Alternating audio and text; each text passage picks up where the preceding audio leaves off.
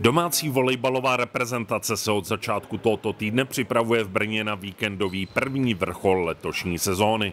Svůj aktuální hlavní stan ale nerozvinula v žádné běžně užívané hale, ale na nově nachystaném kurtu v pavilonu P na brněnském výstavišti. Z mého pohledu ten pavilon, ta hala tady vypadá dobře, je dobře připravená, myslím si, že osvětlení, kurt je skvělej a vlastně už tady trénujeme od pondělí, takže tu halu jsme si mohli trošičku osahat.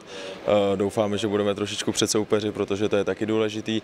A myslím si, že ta velikost té haly klukům, který hrajou v zahraničí, není úplně cizí, protože v zahraničí se hraje v takových samých halách, tam se hraje pro 10 000 lidí, takže si myslím, že pro ty kluky ze zahraničí to není nic nového, spíš pro ty kluky z Česka. To je možná něco nového, protože v Česku tolik velkých hal není, takže si myslím, že ty kluci si museli víc zvykat, ale já si myslím, že si dobře zvykneme a v sobotu vlítneme na to. Je to prostě zajímavý, je to unikátní a na první zkušenosti prostě jsme s tím všichni spokojeni. Dodává trenér Novák k dějišti Final Four CEF a Zlaté evropské ligy, do které vstoupí jeho svěřenci semifinálovým zápasem proti Izraelcům v sobotu od 19 hodin. Tak vlastně ten první turnaj Zlaté evropské ligy jsme s nimi prohráli 3-1.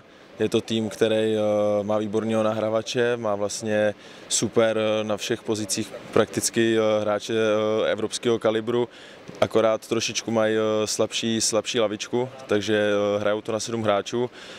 V tom prvním zápase jsme prohráli kvůli tomu, že jsme přestali bojovat od druhého setu, Izrael víc bojoval, víc chtěl, hrál víc kombinačně a my jsme nedokázali ubránit, takže si myslím, že klíč k tomuhle zápasu bude dobře podávat, dobře bránit a když už něco ubráníme, tak si to i dobře budu točit. Asi od nich čekám to, co předváděli celou Evropskou ligu.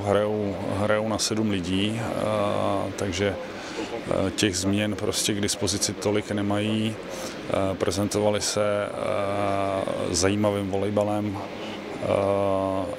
6 vítězství ze 6 zápasů to potvrzuje.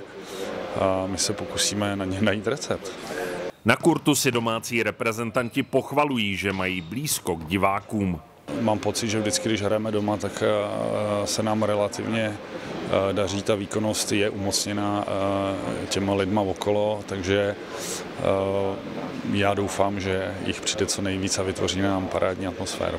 Určitě, když jsou diváci co nejblíž kurtu, tak ta atmosféra je o to lepší, protože prakticky ten hráči cítí hned za sebou, lepší, než kdyby byla 10metrový rozestup mezi kurtem a hledištěm, takhle to je paráda, takhle budeme cítit hned za sebou.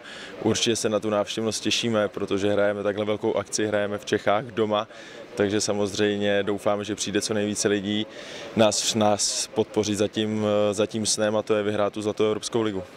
I vy se tak můžete podílet na potvrzení faktu, že v Brně se reprezentacím kolektivních sportů díky výborné atmosféře daří a hrají zde rády. Vstupenky na evropský vrchol volejbalové sezóny jsou v předprodeji v síti Ticket Portal. Honza Sadílek, televize Spolu, Brno.